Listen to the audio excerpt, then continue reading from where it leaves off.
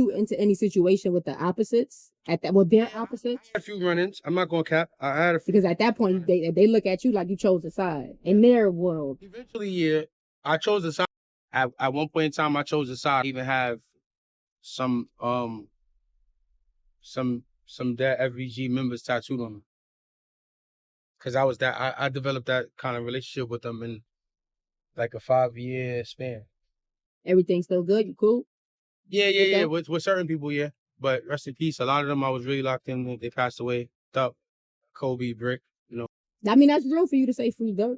You know, on top of that. Welcome back to Outside with TT, my first ever documentary style hood vlog, you heard? I ain't gonna lie, I can't believe we on part 3. This is really a documentary for real. If you've been locked in since part 1, then you know Post set the tone. You deal with people saying, how you defending your dad knowing he technically told? Well, it's the same way I would defend my brother and he's gay.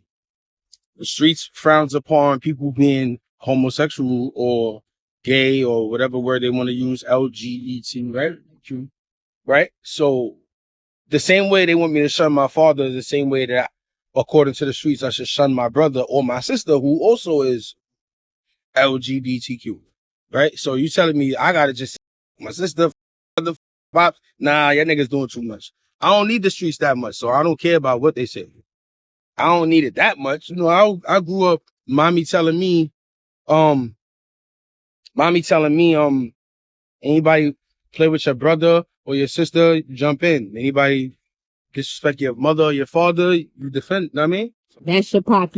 You stand in. My morals and principles. What was taught to me by my family, not what was taught to me by the gang. Gang is letting the world know he's not just Alpo's son. Your dad, or is that because of the work that you put in? Niggas respected you for you. You said you was on the island. You put the work. So I want to say a little bit of both, because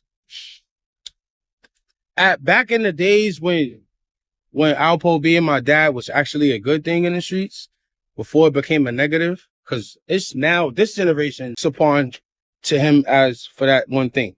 But you know, back then, you can kind of still love him. Own work. He built his own team, his own name, you heard? Forward to part 2, we got a little more personal as far as the legacy, the tattoos, his YG days. Even talked about his brother Gumby. That's the one son that everybody claims that Alpo actually claimed out his mouth. And your brother is Gumby. Okay. You be acting crazy, but that's my brother. He around here somewhere. So y'all still be in touch? Over here? Nah, not right now. We had a little disagreement a few years back. Once shit happened with Pops and shit, you know, everybody in their feelings, everybody blaming everybody, and everybody got an attitude with everybody. We still recovering from that. So he talks about his relationship with Gumby for a while. He even talks about how the Alpo name dies with him. Don't forget to subscribe for the vibe. Let's get in part 3. And in part 3, we switching cities, baby. Cole about to talk about his Chicago life, rolling with FBG Doug, being around Lil Durk and having to choose sides. Let's get to it. Migrated to this block once I got signed. Once I got signed to Epiphany Records, this was my home. So you got signed and stayed in the hood? Yeah, hell yeah. Most because niggas leave. I mean, nah, see, it wasn't that kind of deal. It was a collective deal. It was a label deal. So it was more than just me. Like, as a priority, my man, PA the Lemonade Man, he was the main artist on the label at the time.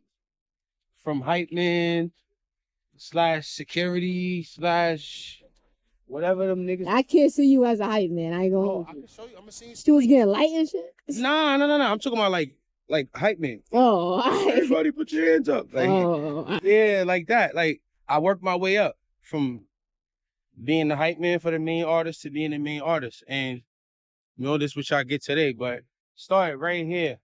I got out September 2011, 2012. I met up with Warren right here, and my old manager, Tone Bird, he was BMF. And I was actually with the BMF at that time, but like, it wasn't really like focused on me. So Warren. Damn, so you used to roll with BMF?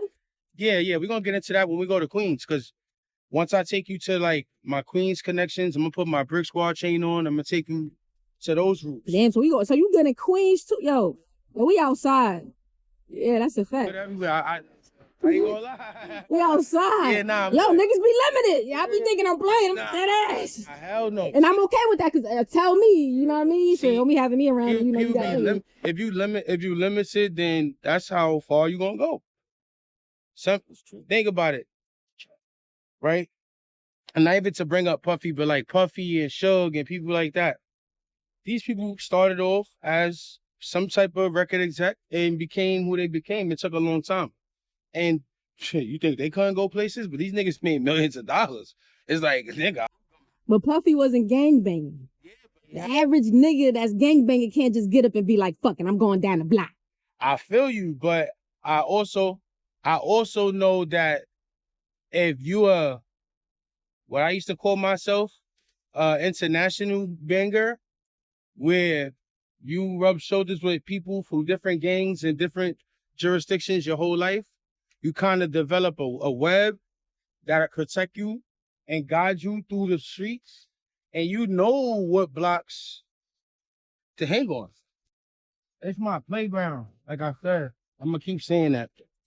Like, as you can see, look, I got some big ass slippers on right now. Yo, when the fuck did you change into the slippers? Man, Yo, what? Wear sneakers. Whoa, when the fuck I did the just was fronting slippers? for you real quick. I was fronting for you real quick. Yo, you walking in the I was hood fronting with for you slippers? real quick. Like, I be wearing sneakers, but I only had no sneakers because I went to court. Yo, what if we gotta run though? How you got slippers on? Run? Run from what? Run from who? Run from what? This where it all started for me. Like a serious career, like doing shows, studio sessions for days, traveling, tour. All that shit started right here with Fifth Unit Records. Free my man Wani Ping. Shout out to my man Steph V. He's now the owner of Search Brand. I don't know if y'all heard of it, but I'm pretty sure y'all did. But those my guys, man. You know, we just all kind of rebranded and grew into our own shit. But Fifth Unit Records is the foundation. Even though, like, I was around Brick Squad, I was around BMF, I was around Coke Boys, I was around a lot of different entourages, but that was where I got in, and they gave me the ball a little bit, you know? Because I was hanging around some other niggas, and it was like, they just had me around for, you already know. Right. You feel me? So then it was certain niggas that was like really taking me to the studio, really pushing me. So I got it. I had to come here. I had to come to 119th Street. And my man is coming home soon. Wani Ping, I love you. You be home soon. I'm still here waiting for you. I'm just a little fat, but nigga, we could still work. Nigga, let's get it. All right, so let me ask you something about, or not to play what you got. Ah, sorry. So, like, with all the connections, you said, I know this, I do this. Is that because of your dad, or is that because of the work that you put in? Niggas respected you for you. You said you was on the island. So I want to say a little bit of both, because back in the days when Alpo being my dad was actually a good thing in the streets, before it became a negative, because it's now this generation looks upon to him as for that one thing. But, you know, back then, people kind of still love him, and older people, they still kind of love him. So I ain't really experienced too much backlash up until recently after the tragic event. It wasn't never really something that people, like, tried to discredit me for. Growing up, it was like, oh, shit, like, that's my man, that's Alpo's son, like, but it never went further than that. Like, it didn't even matter. Like, you didn't give a fuck whose son you is. You still getting in that cell. Right. Like, it wasn't, like, I ain't get no special privileges for it. Like, a nigga might have gave me some money or something. Yo, yeah, why don't you go up here? But, like, besides that, it wasn't because of him. Nah, it was because of me. Like I said, being young, traveling, going to see different girls, going to neighborhoods, meeting people, rubbing shoulders, getting into altercations, which in turns, it leads to me being respected in that neighborhood. And this is the result. This is why you've been on 7 different blocks already on the east side. Like, longest vlog ever, too. Yeah, this is never gonna stop. Like, we're gonna be like locked in like Glad and Boosie. Like, it's gonna stop, because it never stops. The storyline never stops. You can jump around all day, but like, it's different level. It's different level. Yeah, thank you. You took the words right out of my mouth. So it's levels to this. As far as music, this is where it started for me. Right here. This block looks pretty peaceful. No, yeah. You got the Puerto Ricans. You around a lot of Puerto Ricans. What's up? You Puerto Rican? You Dominican? What's up with you? What's up with you? You look like a little Papi Chulo. Okay. I got them joints. Oh, y'all see the waves? Okay. So you look like you gave me little Papi vibes. Yeah, I got them. Yeah, man. So, ask me anything. This is Fifth Unit Block. It's just 119th and 2nd.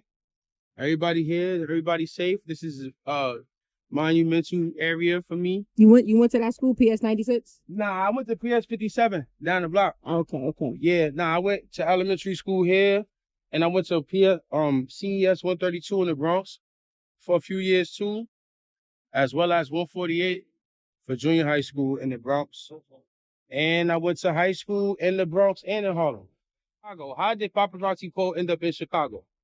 So realistically, like I said earlier, me and Parole wasn't getting along. I had a lot going on, being a signed artist, but you hood signed, like you ain't signed to a major label, so they don't put it down on paper as like a job. So Parole wasn't trying to hear that, long story short. Right? They don't give a fuck about that. Nah, I just came from doing like they like you. I'll be like, yeah, So, right, so, me and Parole wasn't getting along. It was lit. But how you able to travel? You say you was on parole. So you traveled? Nah, I wasn't. Okay. But it was like I was doing it anyway.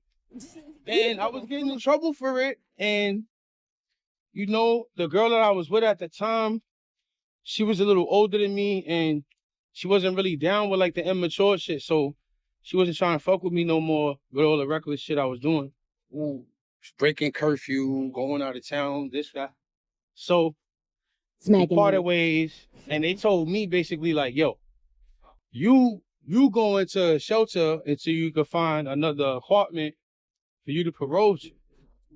That sounds like a dud. Yeah, and the shelter that they was trying to put me in, it was on a bad block, man. It wasn't... A bad block, like your op block or... Oh, okay. At that time, yep. At that time, 1090 was a real gang, boy.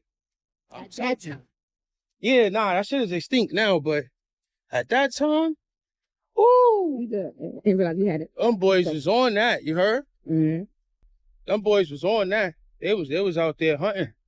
Damn. So, that probably wasn't the smartest thing to do. To go to a shelter over there. So you was like, nah, taking my talents to Chicago. So, at first I took my talents to Connecticut, like I was telling you earlier. Started off going to Connecticut first, and then once I, so basically, so Tommy G's was fucking with like Little JoJo and like King Yella and Billionaire. All them niggas' music back then, 2013, 2014. So when we started Ultra G, which is our own label, right? It's our own label, like after Fifth Unit or whatever. How you doing? Right? So he started out, yeah, that shit's crazy. That shit threw me on. So he started our own imprint called Ultra G. And he was like, yo, at that time, we didn't know nothing about the music industry. We just thought that we just either needed a hot song or a big feature. So, so that's what got y'all all together with the whole... Basically, Tommy G's, he was playing manager at that time. This before he wanted to rap and shit. He was getting money and he just kind of wanted to play like CEO, manager, boss kind of role, like investor, shit like that. So he thought that it would have been a good idea to do a song for me and Lil Durk to do a song together because we was hanging out together a lot at that time. Oh shit, I know you got a song with Durk. I didn't see that. Never came out because of clearance purposes, but we definitely got a record done. Free Durk. Durk did the feature. He wanted $5,000 to clear it. So he's like, man, we ain't giving that nigga no $5,000, man. We could take $5,000, do a song, video, and be locked in with the other side that they beefing with for way cheaper, still have some money left. You know what I mean? Fuck that. We could fly them niggas out, do a whole big video, everything. And you don't owe Durk no loyalty. Nah. I don't know really what's going on yet. I'm not living out there yet. That's when I realized what's politics out there. So he like, yo, so I didn't think it was a good idea. I'm gonna be real. So he thought it was a good idea to work with them. I didn't think it was a good idea. I was kind of like against it, but we got the work done. I did a song with them. They flew out. They shot the video. I went to jail. Tommy went to jail. The video got lost somehow. So when I came home in 2015, I flew out there to kind of shoot the video again. And then I just was having fun out there, and I just stayed out there like, word, it was dope. Like, so like they showed you love out there. Yeah. Did that get you into any situation with the opposites? Their opposites? I had a few run-ins. I'm not gonna cap. I had a few. Because at that point, they look at you like you chose a side in their world. Eventually, yeah, I chose a side eventually. At first, it was just kind of all fun and games type shit, but at one point in time, I chose a side. I even have some dead FBG members tattooed on me. Cause I developed that kind of relationship with them in like a 5-year span. Everything's still good? You cool? Yeah. With certain people, yeah. But rest in peace. A lot of them I was really locked in with. They passed away. Thup, Kobe, Brick, you know. I mean, that's real for you to say free Durk. You know, on top of that. Once you can say it, but then like on some fucking. Cause that shit ain't got really nothing to do with niggas. Like, yep. Just gonna blow that. That's how I got to Chicago. We did the song with them. They came to New York. The video got lost. So when I got out, I took the extra initiative to go to Chicago and try to reshoot the video. And I ended up just having a whole bunch of fun out there and staying out there. So, word. Shout out to them. Wow. I need a crazy Chicago story. It sound like you got a lot. You started laughing. Yeah. I just got to be picky. Because, you know, they locking niggas up for shit that they did 20 years ago now. Yeah. You can't even reminisce no more. You got to be careful what you say. So, Fact. All right. So, the craziest shit that happened to me was I was at the college. We went to go see some girls at a college, right? And we was getting chased through the halls. And I'm going to send you a video of me and Duck, like, hiding in the bathroom. Because the people from the college realized we was there. They was trying to get us off campus, but we was hiding in the bathroom, whatever, at the girls' room that we were staying in. So, and I seen that video. It's funny. But rest in peace, Little Mo, rest in peace, Duck. They both passed away. That was in the video. But we in there, and we hiding and shit, and I just get so tore up. I just remember, that was probably like the second girl I ever had sex with from Chicago. It's kind of hard to be doing that out there without getting killed. So, it's a fact. So she had to be worth the possible death. Like, damn, nigga, she must have been a bad bitch. Yeah, I only met one and I almost died. That's a whole nother story. So, damn, what happened next? All right, so I get fucked up. I fuck this bitch at the shit or whatever. We leave. I'm high as a motherfucker. We all following each other. Duck car, yellow car, and my man Joe, he had a Porsche back then. He all back to back and shit. I falls out before we get to the crib. We live in downtown, like 46, like, I mean, so we ain't supposed to be over there anyway, but Yella's dating a girl and they have an apartment over there in that area. So from what I heard, we got there and I wouldn't wake up. So they left me. Yeah, I'm dead. Yeah, they left me in a van like this, like, they left me in a van like, nah, for real. They left me in a van by like a vacant lot.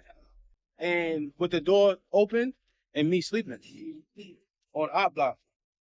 Damn, they hate you. Yeah, so I woke up the next day. I'm like, yo, what the fuck, where everybody at? Like, everybody's going. So I go to his crib and shit. And shout out to FBG man. He the only one that opened the door for me and shit. He let me in and shit. Me, Yellow wasn't even trying to open the door. Nigga was trying to line me, I think. I don't know, but yeah, bro. I fell asleep off the Zans and shit. And I woke up the next day with the van door wide open. Nobody took nothing from me. Strangely, just my phone was missing. That's crazy. And, it sounds like a hangover type of night. Like yeah. We was on mad drugs.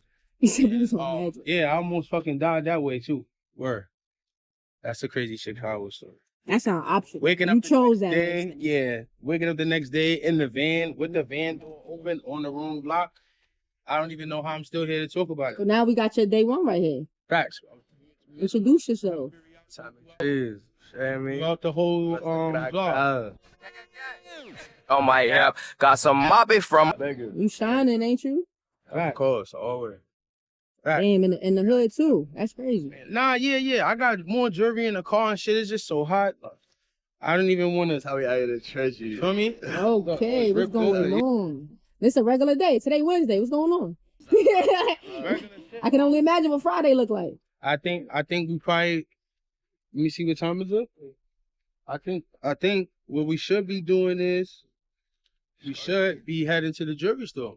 Yeah, we Go to the jewelry store. So fuck it, let's go. That comment, chat. We in the jewelry store. So you want to see what we do, like regular shit? Cause you just walked in. You see, I was trying. It's a regular Wednesday. Like what's going on? It's only Wednesday. Doing too much. I don't really. I want to party with y'all on a Friday. I don't got that much on me, but I got some shit on me too. Damn, on a Wednesday. That's crazy. On me too. I ain't slacking. Never. Yeah. Y'all don't be concerned. Concerned. You learned all the lessons. Concern. Ain't no concern. Last year at the Puerto Rican parade. Concern. Jesus Christ, what? You saw us for real. We really fought out here on these first to do this type of shit. How you doing? I mean, we put the work in to where we can do this type of shit. You see, I still got my slippers on. I'm still. That's crazy.